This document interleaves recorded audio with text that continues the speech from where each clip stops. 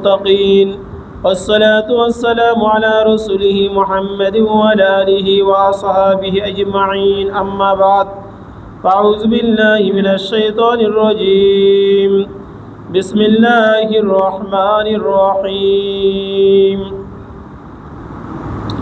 ألا إن أولياء الله لا خوف عليهم ولا هم يحزنون إلى آخر الآية আল্লাহ পাক রব্বুল আলামিনের অসংখ্য শুকরিয়া যে মহান আল্লাহ তাআলা আমাদেরকে রবিবারের কোরআন ক্লাসের মজলিসে ওলি আল্লাহদের মজলিসে আত্মশুদ্ধির মজলিসে গুনাহ মাফের মজলিসে